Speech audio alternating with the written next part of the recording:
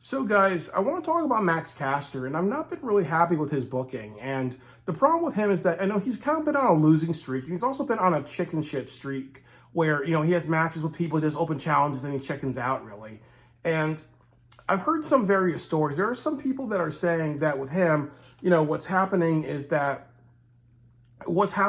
him is that he pissed off a bunch of people backstage. So this is kind of like a punishment for him. And then the other thing too is that he's kind of been like Enzo Amore, where he's kind of had a pattern of just being a dick backstage. So some people are saying that this is a punishment, really. And then the other thing too is that each time he does this, you're hurting his credibility. Because to me, Max Caster reminds me a lot of like Jay Lethal when he was in TNA Wrestling, where definitely he was stronger as a tag team wrestler.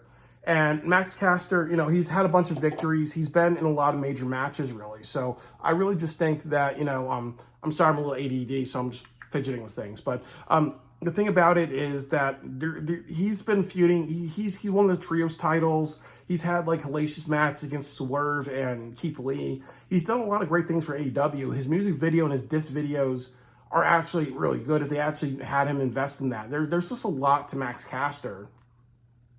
So I don't like him losing a lot. And then the big thing I've kind of said is ultimately what they need to have is Max Caster versus Anthony Bowens. And I've said this, that, at AEW Grand Slam, what I would have done was I would have had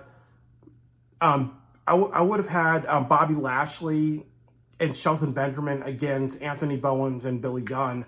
They lose, and then they lose because of Max Caster, and then you set up an LA Riot street fight between Max Caster and Anthony Bowens. Or you could do something like you can have the Hurt Syndicate versus the New Acclaimed with Daddy Ass and Anthony Bowens. You do that at AEW Revolution, and then you have the blow-off match of Dynasty between Max Caster and Anthony Bowens. And that should be the way to do it, really. But you can't just have Max Caster lose. He actually should be winning. He should be winning matches on Collision. He should be winning matches on Ring of Honor. And then maybe every other week he wins a match on Dynamite to say, hey, you know what? He's actually legitimate. He's actually somebody who can win and beat people. There's people like AR Fox and other people that he can job to, that can job to him, really.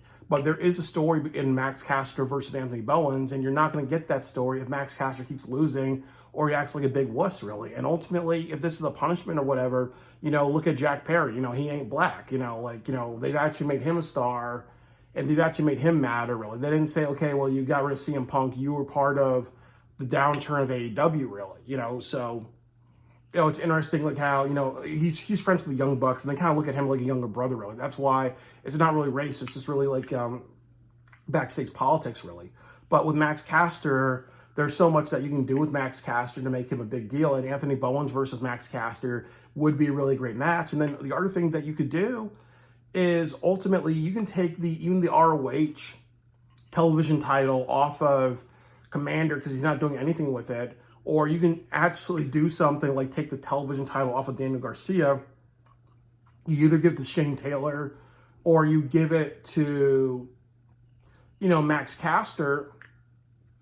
And then you have Max Caster and Anthony Bowens feud over it.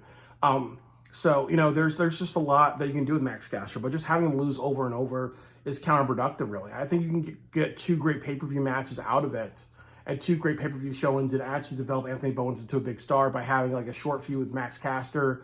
And then, like I've said, Anarchy in the Arena should be Anthony Bowens and the with rated FTR, and the way to get there is you have to make Anthony Bowens matter and give him pay-per-view matches as a single star. So I really think there's a lot that you can do with Anthony Bowens, but part of that is having Max Caster be the right heel and be a legitimate heel and have them have a great match and a blow-off thing. So I just really, really hope, for the love of God, that they actually just, do something great with Max Caster. Him losing all the time is counterproductive.